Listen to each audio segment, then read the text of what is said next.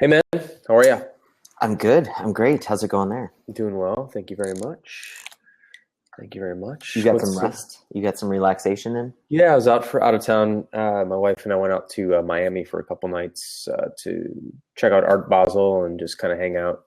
And then I don't nice know much weather. about this Art Basel. I mean, it's a conference or like it's an event. It's a huge art fair, art festival kind of thing. There's one that happens in Chicago called Expo Art Chicago. It's just a big.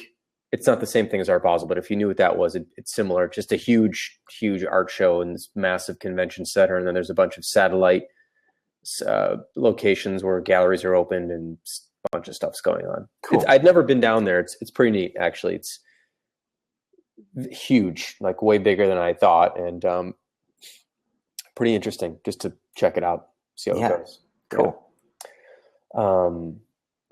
Yeah. So I thought, sorry about the late show. I had some stuff to do today, which took my day, but I thought we could maybe chat about. We didn't post topics today, did we? I don't think so. Yeah. About we're actually we announced internally today that we're moving our whole blog over from our own internal blogging software over to Medium. And a few months ago, I started to experiment posting on Medium, and it's kind of a good lesson, I think, because originally I said I was going to start posting on Medium, and some people in the company are like, "Why would you post on Medium? We have our own blog, and why spread stuff over there and take away from us?" And I was like, I don't know. I kind of don't know. I just want to try it. I suspect that articles might have a different audience. They might travel differently. There might be something to it. I don't know though. So let's just try and see what happens. And so I started doing that, and it started getting a lot of exposure. And then David jumped on and started doing some of his, and his got some great exposure. And we realized that being able to sort of that Medium has sort of nailed the social sharing side of publishing that we never did on our own blog. It was always an afterthought, and it was sort of a good revelation to say that we don't need to own. It's kind of actually starting a little movement internally about outsourcing things that are not our core competency, and finding companies that do certain things really well. So like a blogging platform does not need to be something we need to maintain and improve and whatever. There's other services that are quite good at that. Plus, they have network effects that we could take advantage of and that sort of thing. So we're in the process now of moving over, and I think it's going to end up encouraging us to write more, which is going to be cool. I think it's going to open us up to a new audience, which is going to be cool. And I think the lesson in it is, it's just like simple, quick experiment, see how it goes, and then be open to that, and sort of always and this is a minor thing, it's not a big deal, but it's like still about the spirit of just questioning your assumptions. Like, we built a blogging platform, we have a blog, we have 100,000 readers a day. Like, why switch? Well, maybe the readership has changed. Maybe there's other platforms that can bring us more readership and more exposure. And it's not just about numbers. It's not 100,000 equals 100,000. The exposure on Medium actually seems to lead to, or the audience on Medium seems to lead to, a different type of response and a broader distribution. And so, you can't just look at numbers necessarily, and you got to think about like who's seeing it and how far is it going and that sort of thing. Yeah. Yeah. I mean, I noticed the same thing. I mean, when you told me you were doing this, it's like, oh, maybe I should pay more attention to this. And I started just reposting some stuff from my personal blog, stuff I put on Signal versus Noise on Medium, and it's blown up in ways that the original post didn't. I mean, some of the posts originally also did well, and now I've reached this like new audience. Like, that was some of the stuff that was getting like reach to. And it's not even just Medium; it's exposing it to different people who are paying attention on Medium. Like, a few weeks ago, like multiple posts got picked up by like the Huffington Post, and it was all just because like they were paying attention on Medium. So like Medium gave it a little boost, and then all these other outlets did. So yeah, I'm a big fan. Like, obviously, yeah, Medium's has created this like built-in distribution and audience that a lot of people don't realize. And it's like, your stuff doesn't have to like just have this sole living place, but it's a great place. So yeah, I think it's neat. I think I've it's a seen really great place. Yeah, I've seen something interesting too about your syndication.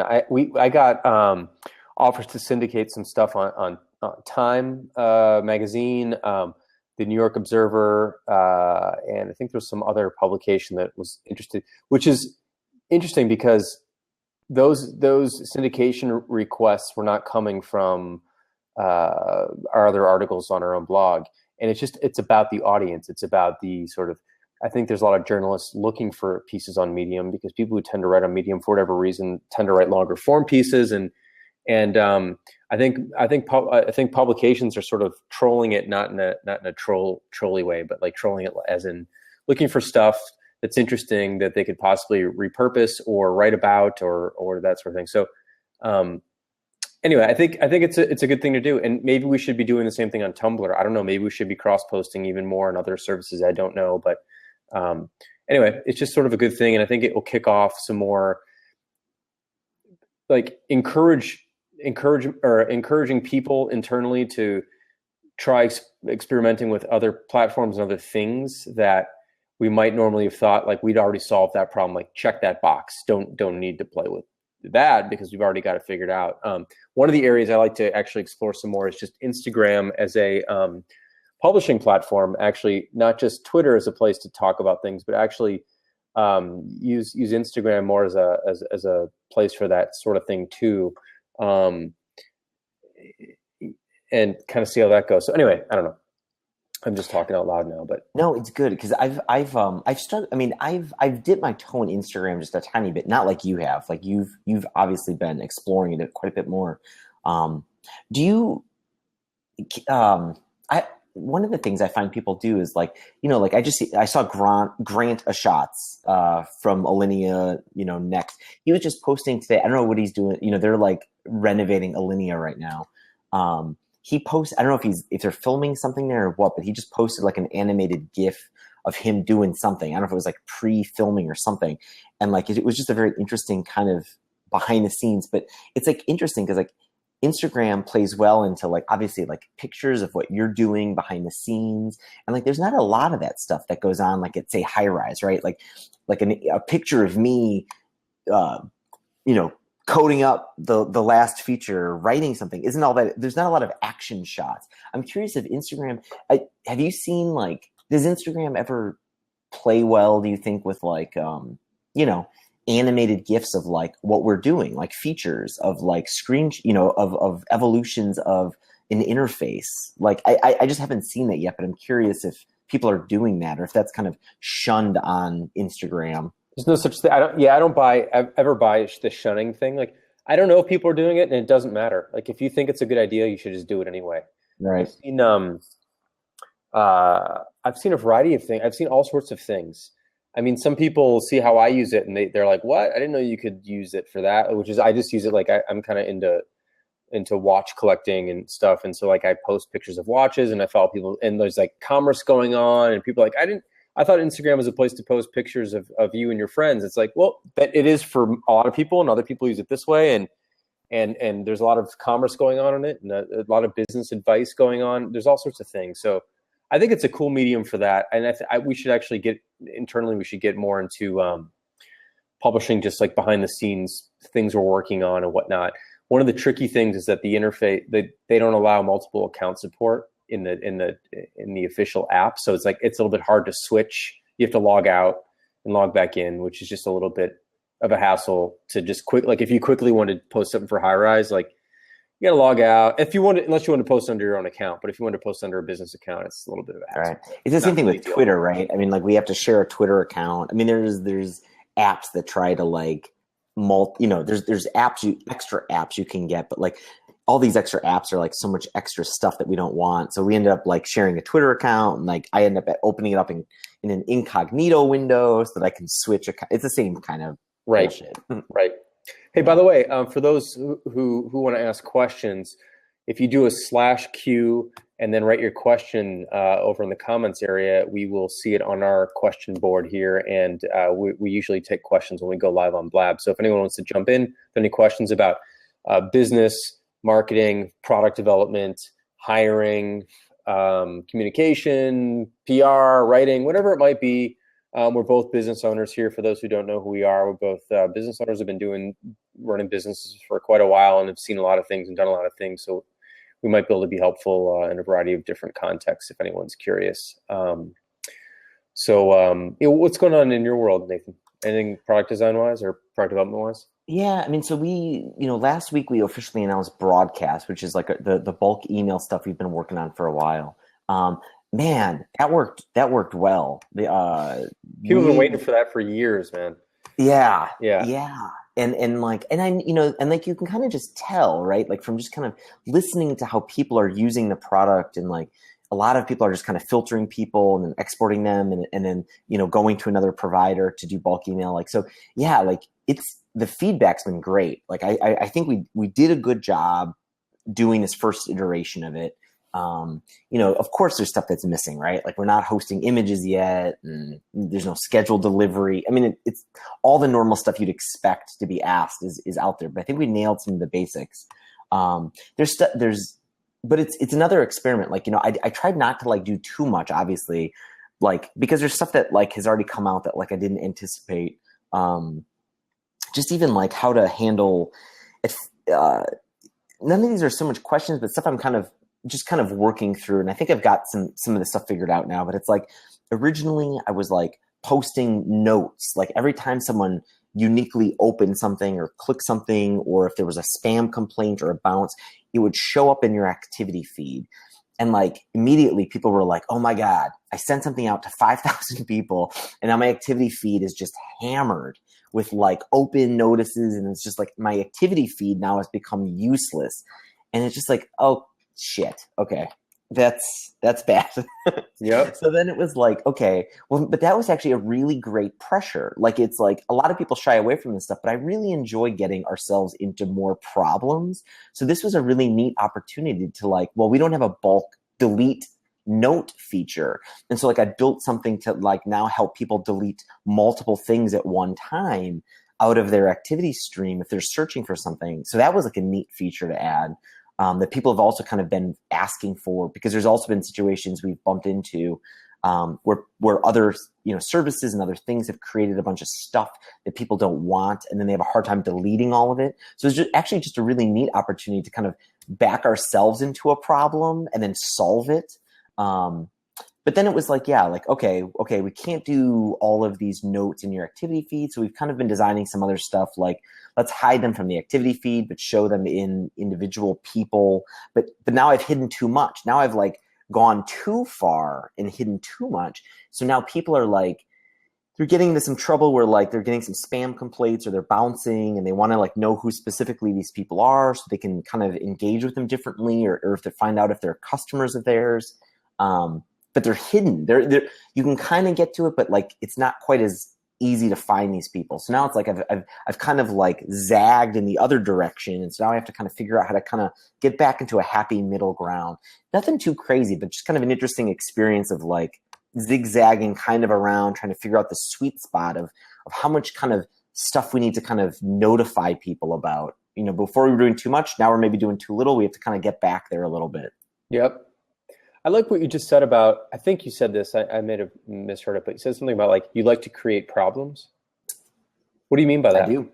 Well, it's kind of another take on, I hate the expression, but I really cherish it, but like, eating your own dog food, but I take it more to a new level, which is like a lot of people try to shy away from problems and shy away from pain. Like I see a lot of people who develop software and design products, they immediately have like like I feel like, a lot of people if you were to bring up an idea in your organization, they're immediately going to be like, hey, Jason, I don't think we should do that, because if we do it, okay, great, some people are going to be happy, but then we're going to have like XYZ problems. Like we're going to have to deal with, we're going to have some pressure on our systems, or we're going to have, customers are going to complain about X. There's a lot of like just thought about, guessing at like what the problems are going to be. And people just avoid the problems. People avoid the pain.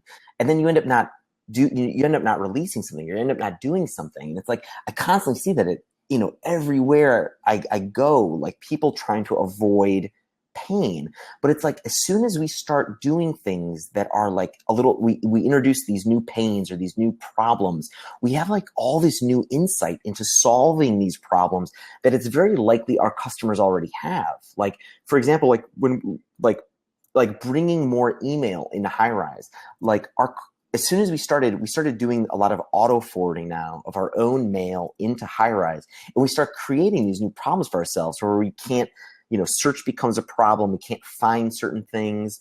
We start inundating ourselves with mail.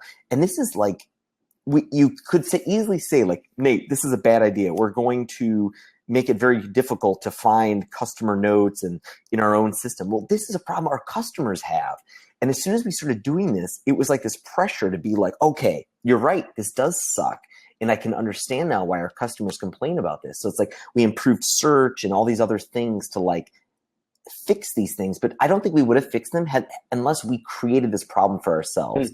So it's my way of just kind of applying pressure to like my own team, to myself, to really understanding like what our customers are going for because I know they go through these problems, but it's like, unless we're feeling it, I don't think we have the pressure to like solve it. I dig that way of thinking. I think it's kind of a cool idea, is to push yourself into a ditch in some ways. And the ditch isn't that deep. Like, that's the difference, right? Pushing yourself off a cliff. No. Yeah. You're going to die, right? Pushing yourself into a ditch and going, oh, I got to work my way out of this. I'll be fine. We'll survive, but we'll have to make some interesting efforts and have to get creative about it. I really like that approach. I think that's a really good idea and something that that resonates. I think I want to write more about that or talk about that internally or externally. I think that's a really interesting topic. It's very different from the prevailing thing, which you hear in our industry, which is like fail early, fail often, which I think is complete bullshit. I really think that's a terrible piece of advice. But I like get yourself into sticky situations like that. I kind of like, because that's not about failing. It's actually about figuring it out. And I dig that. And I think that that's a really useful thing. So, let's take a few questions, by the way. There's cool. I'll just hit this first one up top really quick. Whoop, I just hit answer question and it didn't show up. Let's see, answer question. Here we go. Jimmy wants to know, Shopify has the same Smiley ratings for their support as BaseCamp have had. Is it open source or what is the connection? We built this thing called Smiley a few years back where customers could just rate our support as like happy or sad or neutral, and then give our team feedback. We built it internally for ourselves. We also shared all of our ratings publicly, which we still do. And people asked for years, last couple of years since it's been out, to make it available publicly. We just didn't, because it wasn't. We kind of hacked it together. It wasn't really in a good state, but we're friends with Shopify, and we let them have it, so they're using it too. So that's the connection there. So we know those guys, Toby and the crew over there. So they we've sort of given them the code base to use it as well. Oh, I didn't know that. That's very interesting. Yep. All right, let's see here.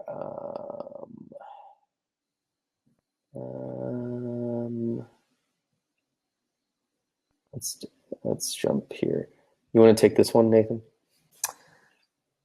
Did you always have the mindset that you'd be successful? No, I feel like I still don't have any mindset that I'm successful. Like, I feel like I'm always, I don't know. Well, yes and no. Like, I don't know. There's something about growing up that I don't know what it was. Like, it was like my father maybe that I can point to the most, but it was like, there was always something about growing up where I kept running into problems that was like with anything, with education, with sports, with anything. Like, another good example was, I bring this one up a lot. I've written about it. There was an algebra teacher I had who started, when I got into high school, I got placed into this like really advanced, not even advanced, it was like Algebra 1 honors or something like that. And I had no idea how I got into this class. Like, it was a math class my freshman year. And it was like, I was baffled how I even got into this class, why they would put me into it. Because the first day I sucked. Like, like it was a review, the first day the teacher was like reviewing with students like how to do something, and he was asking stuff like how do you multiply these expressions, and everybody's yelling FOIL, which I don't know if you remember this stuff. It was like first, outer, inner, last, like really whatever. Mm. I had no idea what the hell anybody was doing, and it was like mind boggling. And like me and my mom and I like were doing homework that week, she was trying to help me. She didn't know what was going on either. I was failing. And like I was doing the quizzes and stuff, and like I was just failing my first math class of high school. And I went to the teacher and I'm like, I need to quit.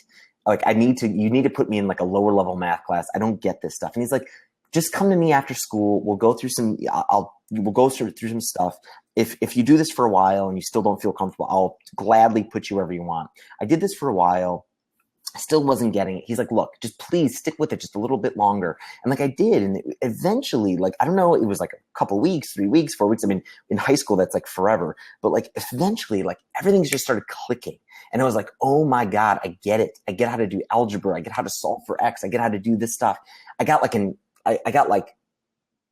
a great grade in that class, and I did well in math throughout high school. But if it hadn't been for this guy, Mr. Serpy, like really working with me to like understand, like, look, a lot of people have figured this stuff out before you. They will figure it out after you. You will figure this out. Just spend the time with it, and look for mentors, look for help. But like, I just got it. It was like that was like this formidable experience that was just like, look, I can spend the time. I might not know what I'm doing. I will eventually figure this stuff out. And that was it. I don't know. That was the thing that really gave me this mindset that like, I will eventually be successful at the things I like work on. Mm-hmm. That's it. It's weird. I don't go into anything thinking about success or failure. I just go into it thinking I want to do it. Like I just want to make the thing. Yeah. And I expect it to do well because like I just hope it will and everything. But I don't think in terms of success and failure in those terms. I just think like I'm gonna do this thing and it'll work out. Actually, what I think of is it'll work out. That's what I think. It's worth my time because it'll work out. That's kind of the limits of that. I definitely think that this whole idea about failing as this prerequisite for success, which is sort of a common theme in our tech industry, is just a terrible way of approaching things. I think that's just unfortunate and bad. But anyway, so yeah, that's kind of the answer to that. Let's see. You got anything for this one? Funkiest growth or outreach experiment you've ever run? I mean, maybe I have an anti-answer to this. Like I remember doing some stuff with Inkling. Inkling was the first company I started in 2005. We played around with like stuff that we thought was like really innovative. Like, we were doing this thing called prediction markets, which were these like, you're making predictions, and we try, and it was kind of a game. We were selling it to companies, but to try and get some press around it, we were setting these things up for companies. So like kind of making them exclusive. And so we were setting up like specific company versions of this to try and get companies kind of attracted to it, kind of like Facebook did in the early days, where it was like you could only sign up to Facebook if you were like a Harvard student. We were setting these up like you could only sign up if I forget like the companies, but it was like you could only sign up if you worked at Microsoft or something. I'm kind of making that up, but it's like we were trying to kind of get some press, and it failed. It was stupid. It failed miserably. And I feel like that was a very good kind of anti-version of this. Like nowadays I don't focus on like really funky PR things. Some of the like just the long game things that like, building an audience, trying to just become a better writer and knowing it's going to take me the long game of becoming a better writer and forming this audience. That's the stuff that's really worked. Like, and it didn't happen really fast. It's taken the course of years before I like felt like I was becoming a good writer and people now like really follow my stuff. That's the stuff that worked. You haven't done a lot. I wish we were doing things all the time. One idea I've always wanted to try is to have a limited edition of a web-based software product, like for example, there are no true limits to the number of accounts BaseCamp could have, right? But could we have 10 limited edition versions of BaseCamp that are $10,000 each, okay, or something like this? This I'm riffing at this point, but like some small limit. The names of the customers who have this would be publicized on our site. There'd be the slots available, and you could pick that. And that would include like some crazy, we'd fly out to train your team or some like thing. I don't even know what the hell it would be, right? Or like a single version of BaseCamp. We'd sell one of them a year. Only one of them was available, and it'd be $100,000.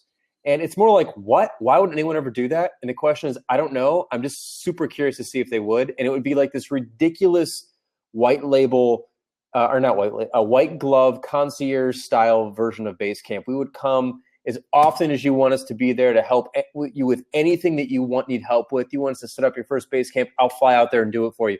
Some crazy, just like really wacky, weird experiment at a very high dollar volume, and just have like a limited number of them and just kind of see what happens. Would anyone buy it? Would anyone buy one of them?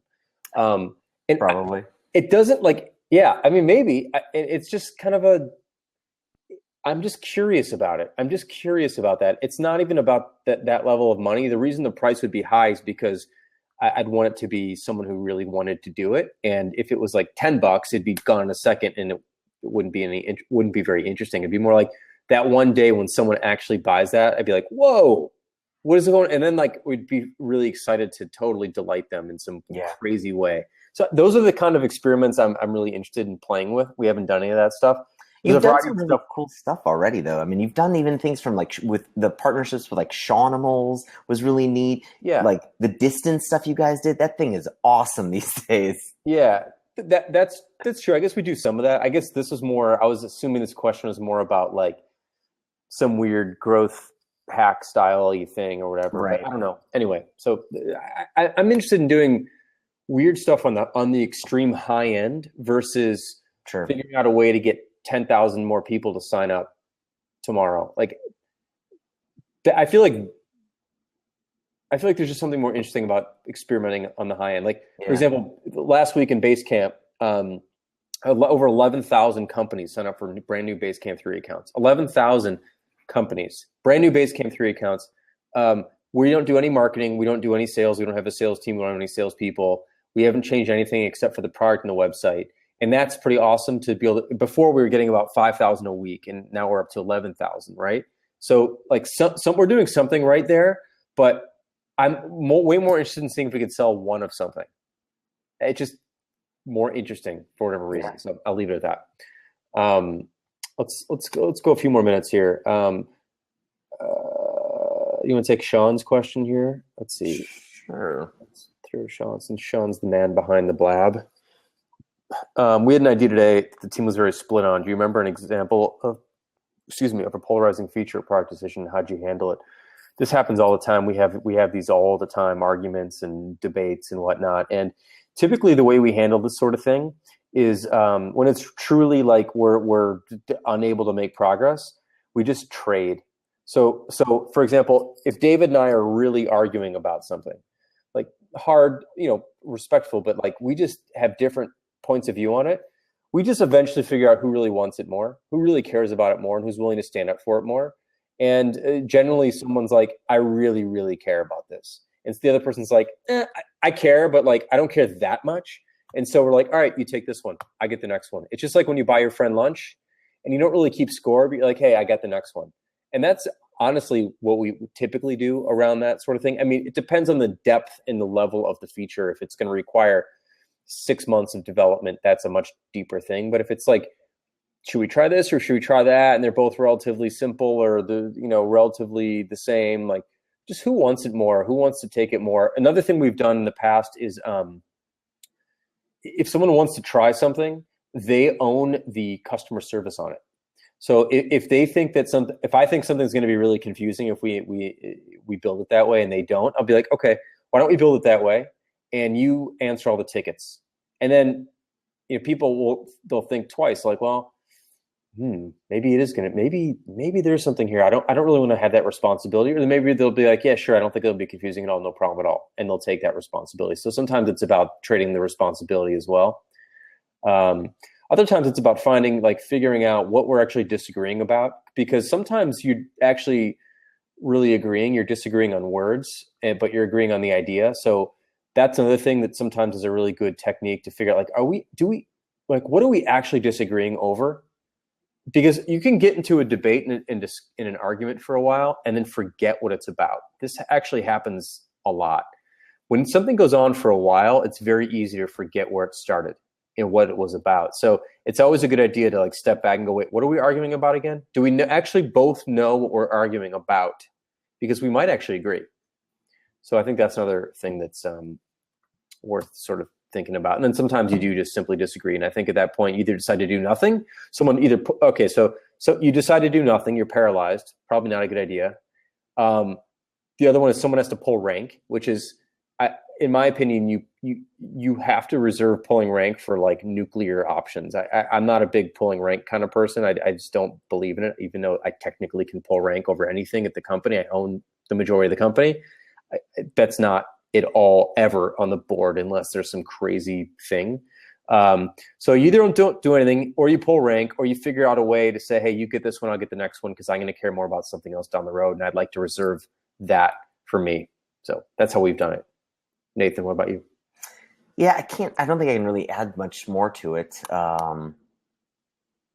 The one thing I would say is and I see it with you guys, you guys do a really healthy job of arguing. I think a lot of people, they try to avoid arguing, or they think it's not a good thing, to have a disagreement. And I think it's just the opposite. If you can have a healthy disagreement, it makes all the ideas, all the decisions better. If you and your co-founders or the people that are running the company with you all see the world the same way, it's why do you have them as co-founders? It's useless, right? You could just run the company yourself. But it's a good thing. I used to argue with my partner all the time, and it's because those arguments, we made sure the ideas were better than they just sounded in our head. And I think it's funny when I watch you and David and the people you work with, you guys have a really healthy ability to disagree. And I think that's awesome. So it's okay if you guys have some polarizing feature decisions, just make sure you figure out how to be able to talk about them in a healthy way in your company. Because it's going to happen. And the way you guys resolve those things is where a lot of, I think, really smart decisions lie. So don't give up. I think a lot of people try to give up on arguments, and they shut down, and they oh, I argue with my co-founder, I need to quit. No, that's not right. Figure out how to argue better. Figure out how to get along when you don't agree. And that's a really powerful place. Yeah. Getting along when you don't agree is a really important skill to develop. I think one of the things that people typically do is they shut down when they disagree about anything with somebody. Oh, I don't like that guy because he believes this or whatever. It's whoa, people are way more than one idea, so we disagree on something. Big deal. Let's go get lunch and chat about something else we agree about, or let's continue to disagree respectfully and see what we both can learn from that. Or maybe there's something else that comes out of it that we wouldn't have gotten to had we not disagreed, and forced ourselves to really make our own points. And I think that's one of the really nice things about arguing is that it forces you yourself to figure out if you really know what your position is, beyond just a surface level soundbite about I believe this or I believe that. But why do you believe that? And what's the core of that? And what's the foundation of that? And and digging in but listening. Not being stubborn about it, which is one of the things, by the way, that can happen in a very long argument is you become more and more stubborn. And that's another moment when you start to feel that, to say, whoa, what are we actually arguing about again? Because maybe I'm defending something that I really don't believe in defending, but I've just dug in so deep that I have to, or I'm saving face or something like that. So anyway, that is that. So we've gone good, I think a little bit longer than normal. Cool. So I know there's a few questions outstanding. Sorry, we didn't get to all of them, but we'll get to more next time. And This was fun. Thanks. I'm glad we had a good light night audience here, and thanks for sticking with us and watching the show. And please spread the word. We'll upload this to YouTube when it's up. And please subscribe to the YouTube channel. You want to pop that in the comments there, Nathan? Yeah, I think I. Yep. There we go. There. So yeah, please follow us there. Share it, please, with a friend. Yeah, appreciate that. And actually, I want to give a shout out to that guy. I forget his name now. Some guy who made the site for Work in Progress. We'll pull it up. We have to do a good job. There's someone who made a site who has made a very nice site that highlights all the videos that we've done, and we will make a big deal out of it I found it. Should I pop it up? Yeah, sure. We'll have to do this multiple times. See, he deserves it. Yeah. It's just like, it's awesome. Hang on. There it is. Check this out. This guy made this for us, and it's pretty awesome that this one took the time to do this. It feels great to know that we're somehow putting something out that someone cares enough about to make that, and thank you very much for that. So that's cool. All right, guys, we will see you all next time.